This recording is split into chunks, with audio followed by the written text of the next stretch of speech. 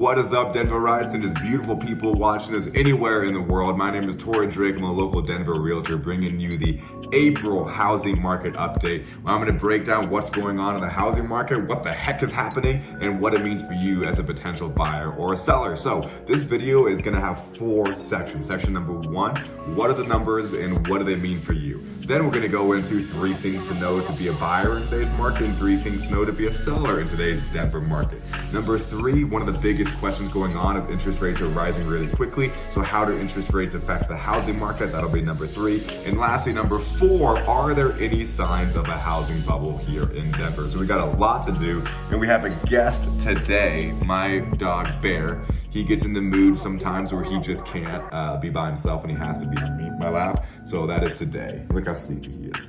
Okay, so the numbers, what changed and what does it mean for you as a buyer? Let's dive right into it. Let's get to the numbers section. The first number I want to talk about is the amount of homes for sale went up 81% to 2,221 homes, or somewhere around that number, 81%. That's a great thing because what we're missing so much right now is homes for sale. We have so many buyers, so many people moving here. One of the biggest things that's driving these housing prices up is lack of homes on the market and so many buyers. For example, the past week we had somewhere around 30,000 showings in 1 week, and we had, once again, 2,000 properties, 30,000 showings in 1 week. That just shows the amount of demand and the lack of supply that we have driving those prices up. So why do those numbers go up? Well, something I've talked about before, it's that sellers incorrectly think that spring and summer is the absolute best time to sell a home.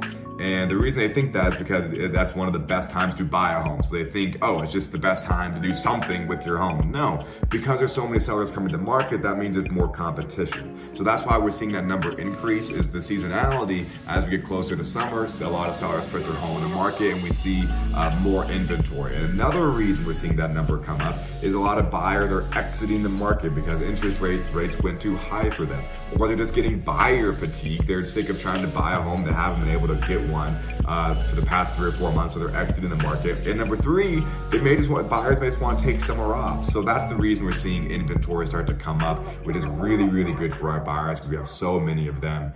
So we have more options for buyers. Second thing I want to talk about, and this is where it gets interesting, is the amount of homes that we closed last month went up 26% to 4,440. So what that shows you is the demand is there. We had basically an extra 1,000 homes hit the market, and we had a 26% increase in closed homes. It's not a coincidence that more homes hit the market and we sold more homes. It just goes to show that demand is there for buyers right now, which is a huge reason there's not going to be a housing crash, which we'll talk about later, is the demand is there for homes. We have the buyers there for the homes. We just don't have the homes on the market. The moment we had an extra 1,000 homes in the market, our numbers for closed homes went up. So to summarize what all those numbers mean is that more sellers are entering the market, more buyers are exiting the market, creating more inventory, and we can still see that we have an incredible amount of demand because the moment we had more inventory hit the market, the buyers bought it up. So what does that mean for you as a buyer or seller? Let's get to the 3 things to know for buyers or sellers. If you are a buyer, the first thing I want you to know as a buyer is that this is good news for you, is that there's less competition. If you want to buy this year, spring and summer is your opportunity to get in there because a lot of buyers are exiting the market, as I talked about, and a lot of sellers are entering the market. Don't get me wrong, it's less competitive, but still competitive.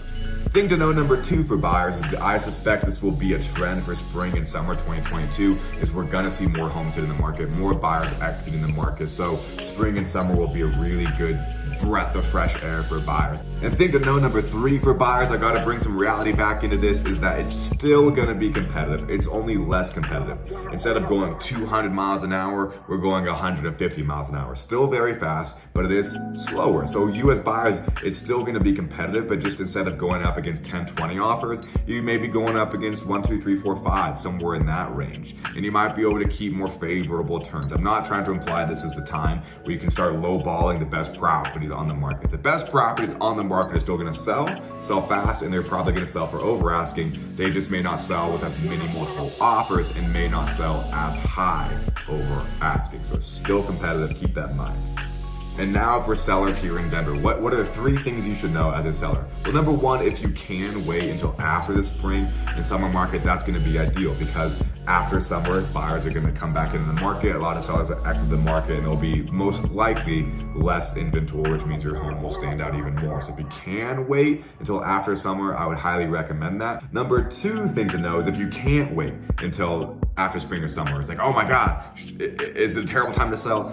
No, it's still an amazing time to sell if you have to sell during spring or summer. As I said, we were going like 200 miles an hour, and now we're going 150. As long as you still prepare your home properly and do all the work to bring it to market, you're gonna get you most likely will get multiple offers and go over asking if you price your home appropriately. Which brings me to point number 3. And thing to know, number 3 as a seller, is you still need to properly prepare your home to hit the market. Do not be the seller who tries to take advantage of the competitive market, because those homes are ruthlessly punished. For example, I'm gonna pull up a graph here. It looks confusing, but let me explain it. On the far left, we have a bar that's at 105% basically.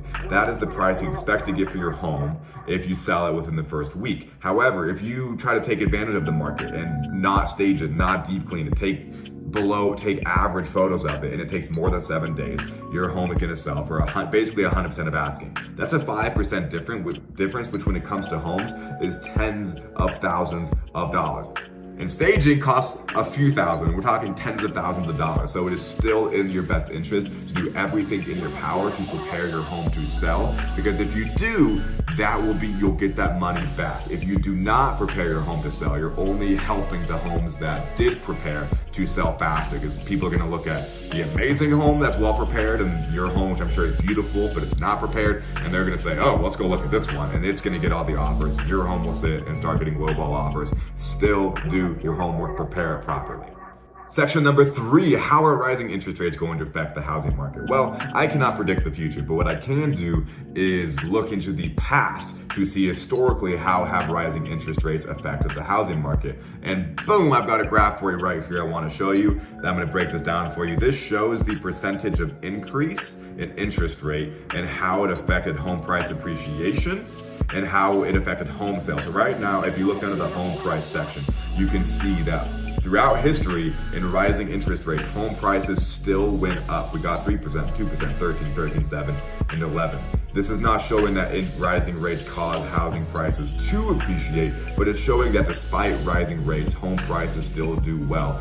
Even if, as you can see on the right, home sales go down. Yes, most often when interest rates are rising, it causes buyers to exit the market, so the amount of homes we're selling goes down. But as this chart shows, it does not diminish home price values. So how will rising interest rates affect today's housing market? Well, I'm gonna go off the data and what the experts are saying and say that while it may slow down appreciation, it may slow down the market, it's not gonna cause a reversal. So you as a buyer or seller can feel good doing whatever you need to do with your home despite rising rates, because your home prices will be taken care of. Last but not least, everybody's favorite subject, is there a housing bubble? Are we in a bubble? I get it, the housing market is so crazy right now, it's easy to say, oh, it's crazy, well, that must mean bubble. Well, no. There's 3 things that have to happen for us to be in a housing bubble, or for a bubble to pop. Number 1, there has to be a sudden worldwide or nationwide financial hardship. Number 2, there must be a lack of equity in homes. And number 3, there has to be a surplus of inventory. Now, number 1, the financial hardship. Well, we're doing inflationary period right now. We've got the war going on, so that's interesting. I'll give that to you. But let's look at the equity side of things. So on the equity side of things, I want to pull this chart right here. That shows that 37% of homeowners own their home free and clear. And of the people who have a mortgage, 27% of them own their home free and clear. So we have a ton of equity in the market right now. So remember, those 3 things that have to cause a recession are not one of 3. All 3 of them need to be present for a housing bubble to pop. And the second part is the lack of equity, which we had a huge lack of equity in 2008. Because as you can see on this chart here on the left, people pulled out $824 billion of their equity in a loan in 2008, compared to $232 billion today. We are nowhere near the equity position we were in 2008. People have more equity than ever before, which brings me to point number 3 of the 3 ingredients to a housing bubble, which is the a lack of inventory. And here in Denver, we had 28,000 homes, 28,000 homes on the market during 2008. And basically all the buyers went away because of the housing bubble. So imagine 28,000 properties, not a lot of buyers. Right now, like I said, we have 2,000 homes on the market and we had 30,000 showings last week. So do we have a surplus of inventory? Absolutely not. Once again, 2008, 28,000 homes in the market. Right now, 2,000 homes in the market and 30,000 showings. What's creating these housing prices is not inflated demand. It's real, actual demand from buyers willing to pay these prices. So where are prices expected to go over the next few years? Well, I'm going to turn to the experts yet again for this and pull up this chart. This is a poll from basically dozens, if not hundreds, of housing experts, and even the most pessimistic of them say by now in 2026 we can expect about 24% appreciation. If they're a pessimist, if they're an optimist, they're expecting around 62% of price appreciation. So whether you need to buy or sell a home, it's a competitive time, it's an interesting time, but it's still a good time to do whatever you need to do with your home. Well, that is all I got for today. Once again, my name is Torrey Drake. I'm a Denver realtor. Bear is growling at the wind, or maybe he's just sad that we're saying goodbye. Guys, thank you for watching this video. Really appreciate you trusting me with a few minutes of your day. If you have any questions, comments, concerns, I would absolutely love to hear from you. My information's below. Please subscribe to the channel. That would just mean a whole lot to me and Bear. Who doesn't want to see more of this guy? I post housing market updates and I post new construction home tours. If you are into the Denver homes and lifestyle, click that subscribe button. Thank you so much and have a great day. Bye.